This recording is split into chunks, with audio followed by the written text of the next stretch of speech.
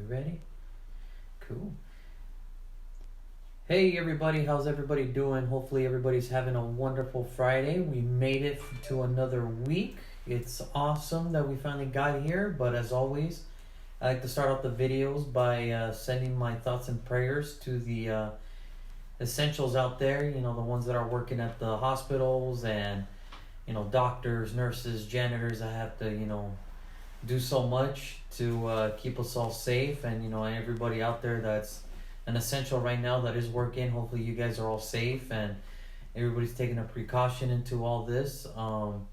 As always, wash your hands before and before every meal and after a meal, so that way you're good, no germs on you. And if you got a cough on your shoulder or a cough on your elbow, and just do your part, guys. I mean, the quicker we learn to just stay home and just do the right thing, the quicker this all goes away.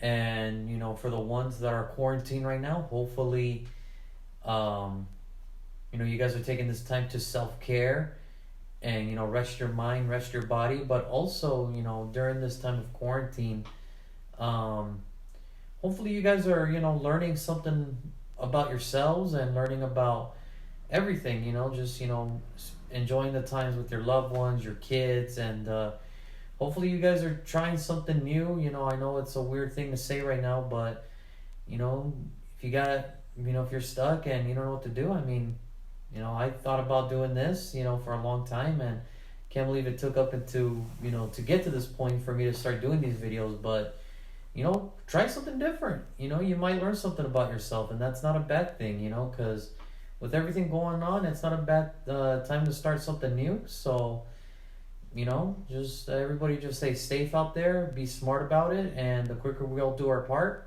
the quicker, we get through this, and hopefully that's soon. And let's get this show started. So, today, we have the New England Patriots. They are on the clock. So, this is a team that took over the headlines, probably not for the good reasons, as some Patriot fans are going to find out here soon, and for people that haven't really been keeping up, or kind of been living under a rock. But let's dive right into it. So the Patriots finished 12-4. They won the division again.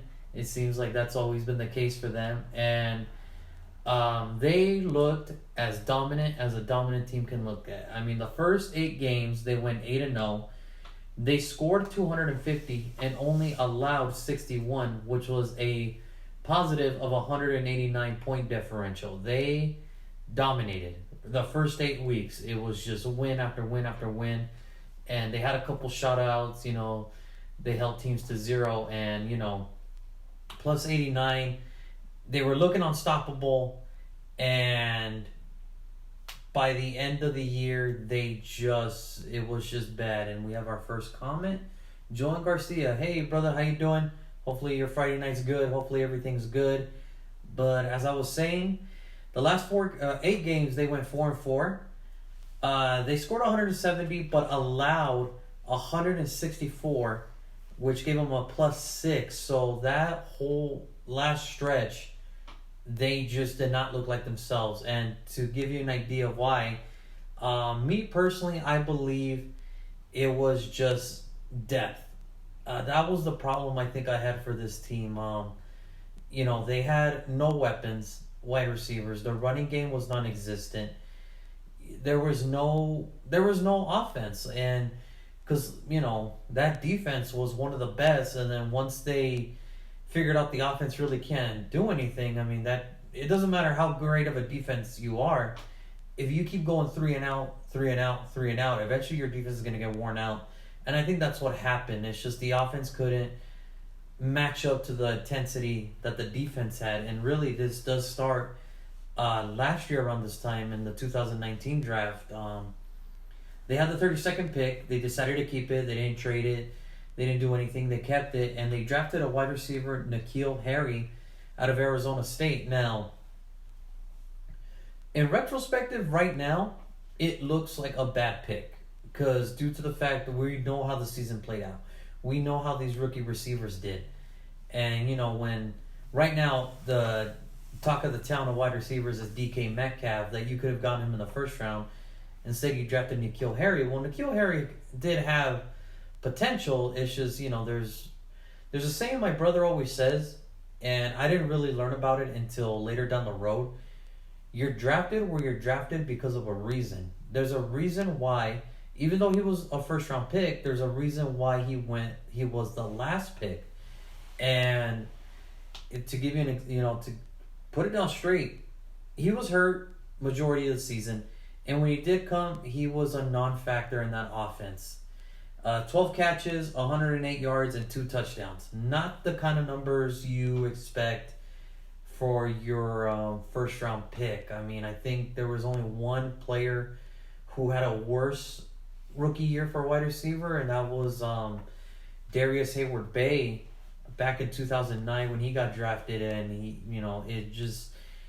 it's not looking promising right now, but it was just his rookie year, and we'll see how he progresses. And hopefully this offseason he can stay healthy, he can get through camp healthy, no injuries, and we'll finally see what happens, and we'll go from there. So the second round pick was Jawan Williams, a corner. He only had 85 tackles. That's 5 tackles a game. There's a reason he didn't play a lot, because when you look at the secondary for New England, just on a base, their 2 starting corners were Stephon Gilmore, J.C. Jackson. That was the corner tandem, and then you had the McCourties at strong and free safety, which there was no need for him to really play that much. He did get playing time, but like I said, second round pick, he was kind of like a stash away player. Hopefully in a couple of years he turns into something good, and then they just go from there. They had 3 third-round picks, which is, kind of amazing to think. But, again, if they don't, third-round picks are essential now, because those are still starting players that you hope to pan out. The first third-round pick was Chase Winovich, who only ended up having 5.5 sacks on the year. He was more of a rotational guy, but I think by next year he will get a little bit more of a playing role, just due to the fact of the players that did leave, and he will probably get a little bit more playing time. But high energy defensive lineman. He looked great coming out of Michigan. I thought a third round was probably a little bit too low for him. I did mention a couple times to a couple of my friends and my brother at one point where I actually liked him more than Rashawn Gary. A lot of people had Rashawn Gary as a first. I didn't see it. I have nothing against Rashawn Gary. It's just, a nose tackle, just a run stuffer in a first round pick. I just was never a big fan of. There's people that, that don't like running backs in the first round. Me personally, I'm a still big believer in running backs in the first round if it's the right, place and right time. It's a case by case, but in Rashawn Gary's case, I just didn't like him at the first, and they got him. And, Rashawn Gary went to the Packers in the first round, and it didn't work out. And we have a comment. Yes, sir. We both said no on Rashawn Gary. Yeah, we, I remember there was a couple mocks that me and my brother looked at, and they had him etched with one of our first round picks, and I was just like, oh no. Maybe in the second, third, but not in the first. So, I mean, we'll see what happens. Everybody was a rookie, and we'll see if they pick it up. Their second third round pick, Damian Harris. Now, this is a name that was kind of significant in last year's draft class, because there was an anonymous scout, and I hate that term.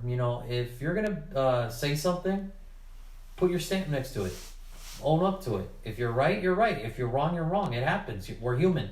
There was only one perfect man in this world, and he still ended up dying, in the cross. So nobody's perfect, guys. But there was an anonymous scout who pretty much put the Alabama running back class, because it was between Josh Jacobs and Damian Harris. And one scout put it out there: I would not touch Josh Jacobs at all. I have more faith in Damian Harris. Well, I mean, case by case again. Damian Harris got hurt. even when he did come back, he was a non-factor because in 12 games he was a healthy scratch, meaning they needed another lineman, but they needed a player to be a healthy scratch. And Damian Harris for 12 games was a healthy scratch, and his total, 2019 stats: 4 attempts, 12 yards. That was it. And to that scout, whoever said it, you gotta own up to it, man. Like I hate hearing, anonymous sources, anonymous scouts, because really then you're just like me. Just, you can just make a video and just, put in your 2 cents, and nobody, not a lot of people would care. But, I rest my case, and that's another conversation for another time. With their last third round pick, they drafted Yodoni Kajuste, offensive tackle. He did not play one game. He wasn't in the injured reserve. He just, again, healthy scratch every week. He made the roster. He just healthy scratch, and that happens sometimes. You knew it was going to be a problem when Marshall Newhouse started taking over left tackle reps, and we all know Marshall Newhouse really wasn't the best option at left tackle, but then he moved to, he's probably going to make a switch to guard, and he actually improved a little bit. But when you're a rookie, you can't take over Marshall Newhouse. That's kind of an indication telling me it can't get any better. It's just one of those deals where, like I always say, I can't do what these guys do, but just by looking at tape, the tape don't lie. If you can't take over Marshall Newhouse, something's wrong. And we gotta, they really have to evaluate if he's worth keeping around, because at fourth, that's still a pretty big pick. And then for the other fourth round pick, that was their third. The next round, fourth round, they drafted Hajalti Frodhall. He was an offensive lineman too. He ended up in IR. He got hurt during OTAs. I think it was a quad injury, I believe. From the reports that they said, it was a quad injury, and he just never recovered. So they put him on IR. They stashed him. So it's really kind of an incomplete grade on him, because we don't know what he can do. So maybe he's the offensive lineman that the Patriots need right now. Who knows? But he ended up in IR, and we wish him the best of recovery, and we hope that he comes back healthy and stronger, because injuries in sports they're not pretty. So hopefully he comes back healthy and he comes back good. Oops, sorry about that, guys. With the other fourth round pick, they drafted a quarterback, Jarrett Stidham. This name's going to be important for the rest of the offseason for New England, because this, as of right now, is your starting quarterback. Tom Brady left. Tom Brady went to Tampa Bay. We'll get more into the free agency for New England, and we'll get to that in a minute. But Jarrett Stidham, quarterback out of Auburn, he was a good college quarterback. He was really good. Now, whether or not it translates to the pros is yet to be seen, because he only got a limited playing time. He only did 2 completions out of 4 attempts, and one of them was a pick six. So that's the sample size, guys. That's the sample size of Jarrett Stidham. I know it doesn't sound impressive right now, but he's the man. This is the man that New England is probably going to roll with, unless Brian Hoyer, who's coming back for his third time in New England, gets the start over him. But as of right now, Jarrett Stidham is the number 1 quarterback, and we'll see what happens. And because going from Tom Brady to Jarrett Stidham, it's that's a big gap. So all we can do is just wish him the best, and we'll see what he's got. So 5th round comes. Byron Cowart, only 2 tackles and 43 snaps. That's just, he was a rotational man, and out of 43 snaps, he got 2 tackles, and that was his year. The 5th rounder, which by many accounts was probably their best pick. This 5th round pick was probably their best pick. Jake Bailey, the punter. He was 7th in the league as a rookie with 45 yards average per punt. So that was probably their best pick. That was probably their A+ pick now looking into 2020, retrospective, that was their best pick. And then to finish off the draft, they drafted Ken Webster. He got released in training camp, and then he was picked up by the Miami Dolphins and didn't really play that much. And when he did, he gave up 51% of his pass attempts, when he was targeted. So, again, not the best draft class for New England. And that's kind of the thing. New England never had to worry about draft classes because they were always well coached. They had Tom Brady. They had Bill Belichick. So it always seemed like they were going to compete for years. This year was very different. Like I said, they started off really hot. The first week, they defeated Pittsburgh 33-3. So right off the bat, they looked like real contenders. Then week 2, they added Antonio Brown. They won there. And then a week later, they released them. But it didn't matter because the first 8 games, they went 8-0. And like I said, they scored 250 points, but they only gave up 61. So they had a point differential of plus 189. Then the first loss was to Baltimore, and that's when you can kind of see, the rails just falling off the track. They ended up losing to Baltimore. They ended up losing to the Chiefs. And they ended up losing to the Texans. And it was just not good. It just wasn't looking good. Like, nothing was clicking offensively for New England at that point in time. So they went 4-4. They scored 170, but they gave up 164, so they gave them a plus 6. And then they had to win against Miami the last week if they wanted the second number 2 seed to get a bye week, just to get a bye week to recoup and everything. They ended up losing to Miami on like the last minute of the game. Miami scores, game's over, and now they have to be the 3rd seed, and now they have to play the Tennessee Titans, who at that time was the hottest team coming into the playoffs. They just had Derrick Henry. He's becoming this aura of he's arriving, as one of the premier backs in the league. And that game in New England, they just got outplayed. Plain and simple. They didn't have to throw the ball that much. Derrick Henry was just running all over the place, and Mike Vrabel did an excellent job on doing his thing. And, which was the ironic part, he's such a defensive-minded coach, and he played, the New England offense so well. And the last throw for Tom Brady ever for a Patriot was a pick 6. He threw an interception and got returned for a touchdown. That was the last throw as Brady as a New England Patriot, and here we are. So, season's over. Now they have to make this decision on who to keep, who not to keep, and it seemed for like the first time in a long time, the Patriots look vulnerable. It doesn't feel that way because they still have Bill Belichick, but just by the names that I'm about to read that are, that did leave, they're pretty significant names.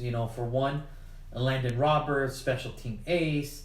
Ted Karras, who was a starting center, is now on the Dolphins. Danny Shelton, he's now on the Lions. Jamie Collins leaves again, and he goes to the Lions to join with Danny Shelton.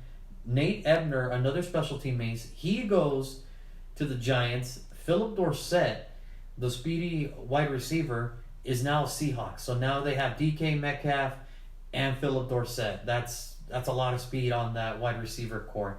They've released Stephen Gostkowski, the New England franchise leader in points. So now he's a free agent. Duron Herman, safety. He has another special teams ace. He's a Lion now. Kyle Van Noy leaves. The defensive captain, he leaves. And he is now a Dolphin. So, and if things couldn't get any worse than they did, New England fans one day had to wake up and hear Tom Brady signed a 2-year deal with the Tampa Bay Buccaneers.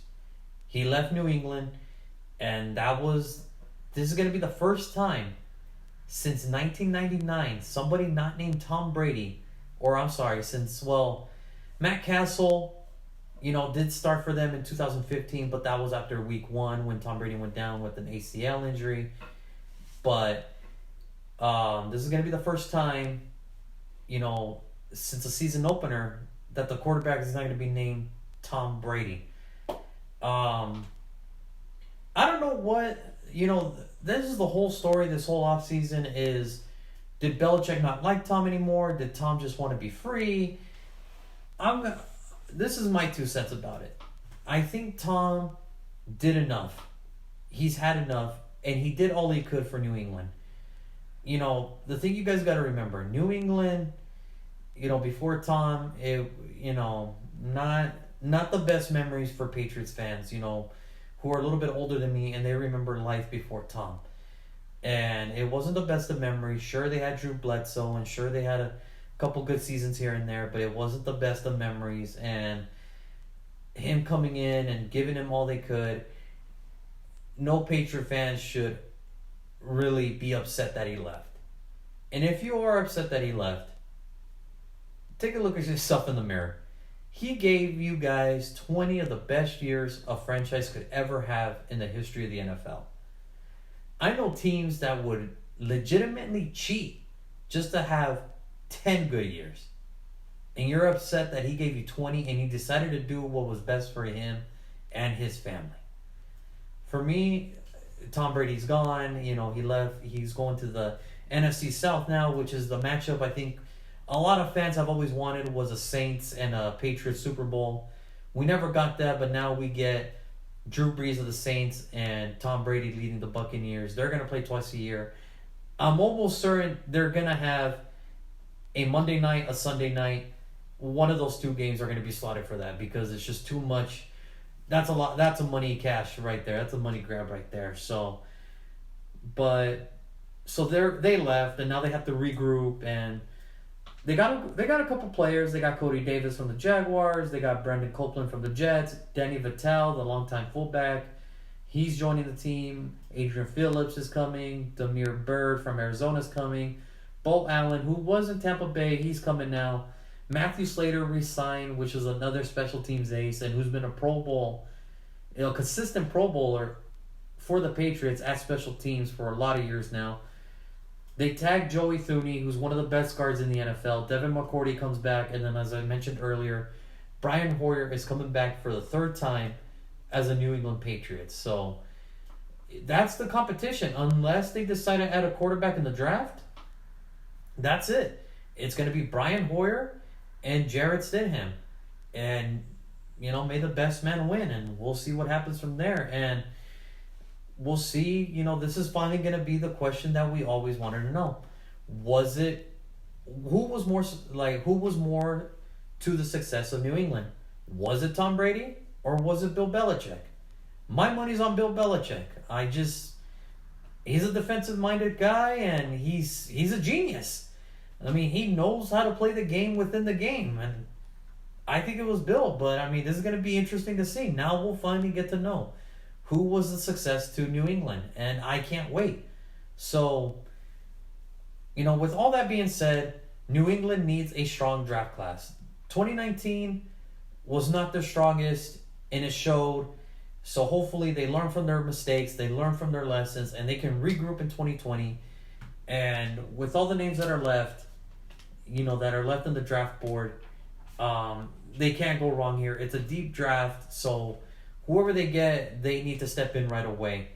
And here it is with my prediction of the 2020 NFL draft. This is my prediction on who I think the Patriots are going to take for the 2020 NFL draft. Oh man, that's a beautiful sound. I love that sound. And to think we're only, 2 weeks away. We can't wait, guys. Can't wait. So here we go. With the 23rd pick in the 2020 NFL Draft, the New England Patriots select Patrick Queen, linebacker out of LSU. Look, Kyle Van Noy's gone. Jamie Collins is gone. Derek Rivers, we don't know what his role is going to be on the team now. He's been there for 3, but he never really lived up to the 3rd-round pick that he was. So they need a new middle linebacker, and they need a leader. They need somebody who can lead that defense and help the offense again And hopefully the offense can just do just enough to, win them a couple games here and there. But Patrick Queen out of LSU, he was the middle linebacker for that national championship defense. We got a comment, Joan Garcia. Patrick Queen is a super beast. Yes, he is. Yes, he is a super beast. He's 6 foot, 230 pounds, 31 arm length, 10-inch hands. He ran a 4.5 40, 18 reps, 35 vertical, 10.5 broad jump. Look, he was the captain of that LSU defense for the national championship. I have no doubt in my mind, you give a player like Patrick Queen to Bill Belichick, he'll turn him into something great. He loves his linebackers. He always raves about Lawrence Taylor, like how Lawrence Taylor was his favorite football player to coach. Now, I'm not saying that Patrick Queen's going to be Lawrence Taylor, not by any means. But if you give a player with that athleticism and with that, attitude that he loves the game, Bill Belichick is going to make him turn into something. And he's just one of the better linebackers coming out in this draft. It's very rare, that a linebacker of his caliber falls. It's just linebackers are not being used as much anymore as back in the day. Now people are really, going, instead of a 4-3 base, they're going into the 4-5-2 base, or the 4-2-5 base, which is 4 defensive linemen, 2 linebackers, and then 5 defensive backs. But there's a couple teams that still run the 4-3. And I think in this case, you got to get a guy like Patrick Queen for New England to be the leader and, kind of replace that lost leadership that New England lost over the off season. And then we'll see what New England does. I mean, it's going to be an interesting year. And we'll see how the cards fall. So that was it for today's video. I appreciate you guys for tuning in. Tomorrow, the Saints are on the clock. And this is going to be good. This is going to be really good. Drew Brees is back. He's back for one more year.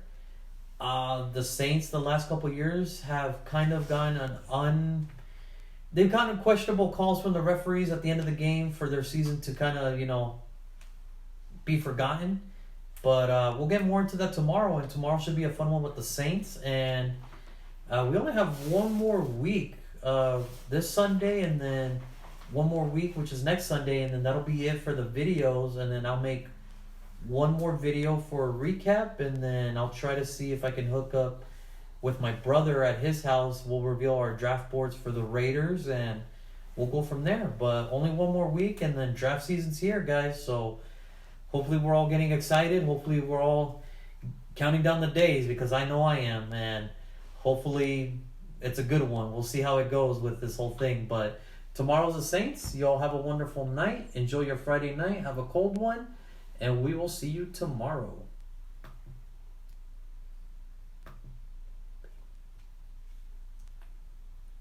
Do you want to talk about them being cheaters?